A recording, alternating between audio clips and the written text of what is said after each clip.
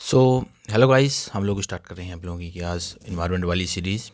पिछली वाली वीडियोज़ में हम लोगों ने देखा था कि सिक्योरिटी वाला मतलब वाइट कॉलर टेररिज्म, उसके पहले हम लोगों ने इंटरनेशनल रिलेशंस, पॉलिटी और इकोनॉमी वाले सारे सेक्शंस को ख़त्म कर चुके हैं। आज हम लोग इन्वायरमेंट वाली सीरीज़ को स्टार्ट करने जा रहे हैं। तो चलिए देखते हैं कि फर्स्ट टॉपिक क्या है। COP30 conference of parties 30 for UNFCCC United Nations Framework Convention on climate change. तो इससे पहले हम लोग देखते हैं, मतलब अगर इसके न्यूज़ के बारे में देखेंगे उससे पहले देखते हैं कि UNFCCC है क्या, इसका ओरिजिन कैसे हुआ, क्या कैसे इसके पीछे की कहानी थी। तो इसको देखते हैं। It emerge from the 1992 Earth Summit at Rio de Janeiro, adopted in 1994। ये बना कब था, अभी सिर्फ डाटा देखते हैं फिर इसकी कहानी देखते हैं पीछे। 1992 में UNFCCC बना है। UNFCCC रियो डी जेनेरो अर्थ समिट में अडॉप्ट कब हुआ था, 1994 में। It is one of the 3 sister conventions. Rio earth summit 1992 में जब हुआ था तो उससे 3 ऑर्गेनाइजेशन निकले थे। एक निकला था UNFCCC, एक निकला था CBD और एक निकला था UNCCD। ठीक है, यानी कि United Nations Framework Convention on climate Change, पहला वाला ये हो गया। CBD यानी कन्वेंशन ऑन बायोलॉजिकल डाइवर्सिटी, और UNCCD यानी हो गया United Nations Convention to Combat Desertifications. ठीक है, ये कहानी क्या है रियो अर्थ समिट के लिए। तो ये देखते हैं कि उस समय ये देखा गया कि जो रियो अर्थ समिट था, यानी कि जिसको हम UNCED भी कहते हैं, United Nations convention on environment, ये 1992 में ब्राज़ील में रियो डी जेनेरो में समिट हुई थी। इसके पहले का ये कुछ बताता है बैकग्राउंड कि एक रिपोर्ट आई थी, ब्रुकलिन कमीशन नाम की रिपोर्ट आई थी। ब्रुकलिन कमीशन रिपोर्ट आई थी 1987 में। अवर कॉमन फ्यूचर के नाम से रिपोर्ट आई थी, जिसमें से बताया गया था पहली बार कि सस्टेनेबल डेवलपमेंट क्या होना चाहिए, मतलब हम लोगों की फ्यूचर नीड्स क्या है और जो प्रेजेंट की है, मतलब एक तरह सस्टेनेबल डेवलपमेंट की डिमांड के बारे में आया था। फिर उसके अलावा 1980s का ही दौर था जब हम लोगों ने पहला ओजोन छेद देखा था, ओजोन डिप्लीसेशन, फिर क्लाइमेट चेंज, इन सब के बारे में, और डेजर्टिफिकेशंस कैसे हो रहे हैं, डिफॉरेस्टेशन कैसे हो रहा है।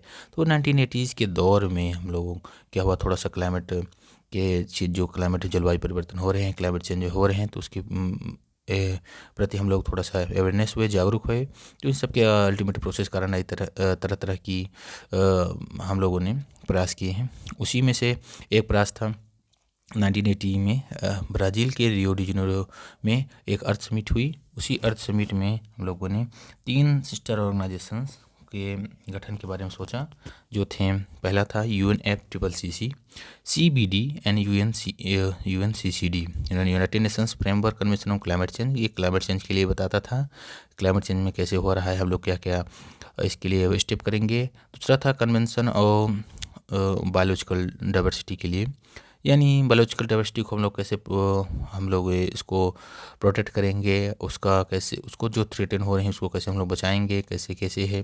इसी के लिए बाद में फिर रेड लिस्ट आई, IUCN की रेड लिस्ट आती है, और तरह तरह के फ्रेमवर्क हैं कि एक्सपोर्ट इम्पोर्ट कुछ नहीं कर सकते हैं कुछ पर्टिकुलर स्पीसीज़ को।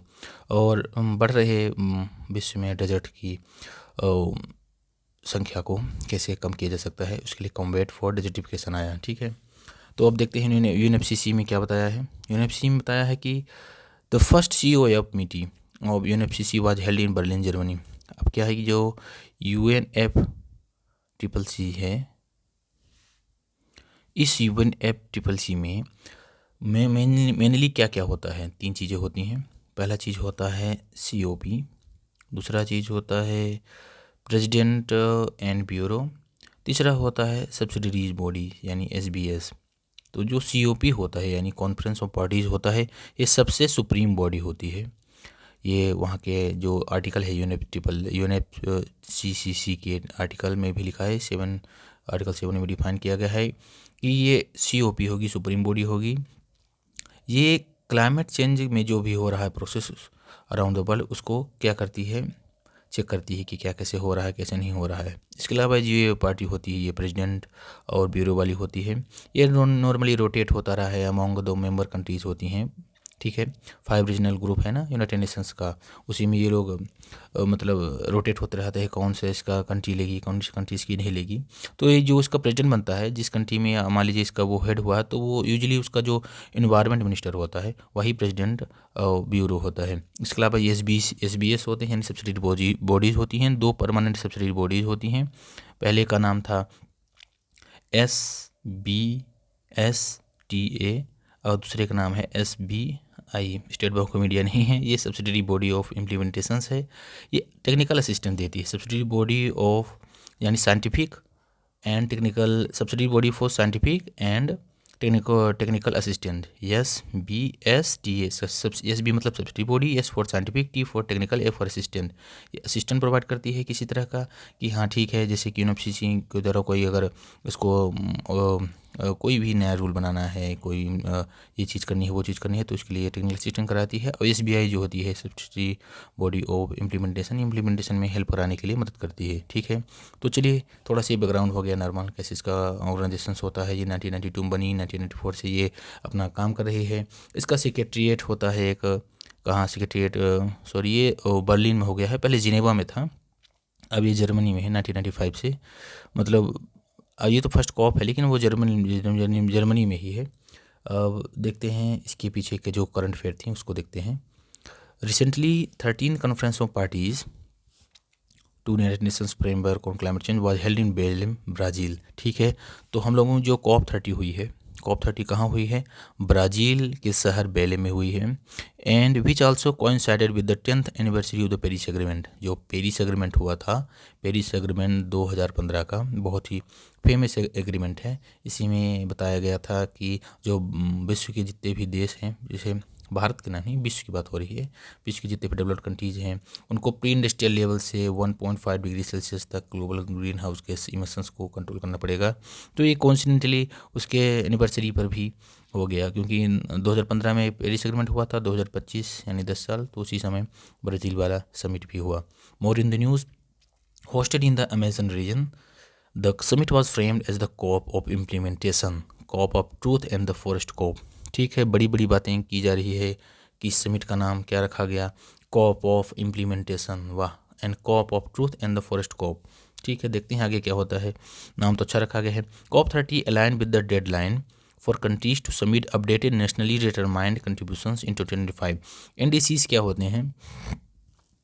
NDCs यानी नेशनली डिटरमाइंड कंट्रीब्यूशंस। ये कुछ कंट्री में जो कंट्रीज होती हैं, नेशंस होते हैं, ये पर्टिकुलरली अपने लेवल पर प्लेज लेते हैं कि हम लोग अपने कंट्रीज़ में इतना ज़्यादा इमिशंस को रिड्यूस करेंगे, ग्रीन गैस को, सॉरी ग्रीन इमिशंस को बढ़ावा देंगे।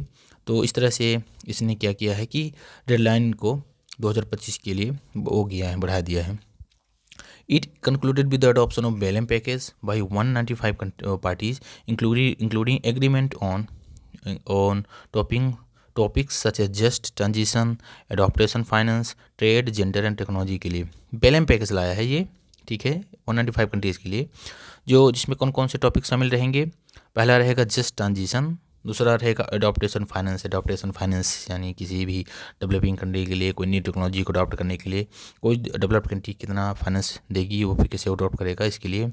ट्रेड के लिए, ट्रेड में बहुत तरह का ट्रेड मैकेनिज्म चल रहा है हम लोगों के क्लाइमेट चेंज में, हम लोग देखेंगे कैसे कार्बन ट्रेड मैकेनिज्म काम कर रहा है। And gender, how the climate change is affecting the gender, women's को कैसे ये इफेक्ट कर रहा है, और जो वल्नरेबल पीपल उनको क्लाइमेट चेंज कैसे इफेक्ट कर रहा है। इसके अलावा टेक्नोलॉजी, ठीक है। की मीटिंग्स इंक्लूडेड, अब देखते हैं इसकी मीटिंग कौन कौन सी हुई है मेन, ठीक है। COP30 CMP20 conference of the parties serving as the meetings of parties to the Kyoto Protocol, and CME conference of the parties serving as the meeting of the parties to the Paris Agreement, ठीक है। ये कुछ meeting हुई हैं। पहले outcome देख लेते हैं, मेन आउटकम कौन कौन से हुए हैं। Belem mission to 1.5 degree Celsius, ठीक है। ये COP29, COP31, ये ट्रोइका क्या होता है, ट्रोइका ऐसा ट्रोइका है, ठीक है। ये COP30 अभी वाला हुआ, इसके पहले COP29 था, इसके पहले COP28 था। COP28 हुआ UAE में, COP29 हुआ अजरबैजान के बाकू में, और COP30 हुआ ब्राज़ील के बेलेम में। ठीक है, तो ये COP29 से COP31 ट्रॉइका है, लॉन्च्ड बाई, इन दिनों के द्वारा लॉन्च किया गया है। बेलेम मिशन 1.5 डिग्री सेल्सियस क्या है इसका, देखते हैं। उसको मोटिराओ डिसीजन बोला गया है। Action oriented platform under the COP29 to COP31 troika to foster enhance ambition and international cooperation across mitigation, adaptation and investment. बहुत बड़ी बड़ी बात कर दी जाती है भैया, ऐसा कुछ होता नहीं है, लेकिन पढ़ लीजिए, ठीक है।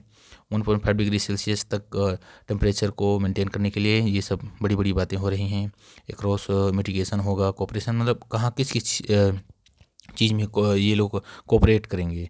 मिटिगेशन में कोई बात नहीं भाई, कोई इससे तो ट्रम्प भैया तो पहले ही हाथ पीछे कर लेते हैं। एडॉप्टेशन एंड इन्वेस्टमेंट, ठीक है, लेकिन पढ़ लेते हैं करने में क्या है। ग्लोबल इम्प्लीमेंटेशन एक्सेलरेटर क्या है। Voluntary initiative launch to support countries in implementing their NDCs in national adaptation plans. ठीक है, ये एक तरह से सपोर्ट सिस्टम लॉन्च किया गया है कि कोई भी कंट्रीज अगर वो कुछ डिटरमाइन की है एक्शंस कि हम लोग ये करेंगे वो करेंगे तो उसको सपोर्ट करेंगे। ठीक है, कोई दिक्कत नहीं, सपोर्ट करेंगे तो अच्छी बात है भाई, उनका क्लाइमेट चेंज पर इफेक्ट पड़ेगा, सब पर इफेक्ट पड़ेगा।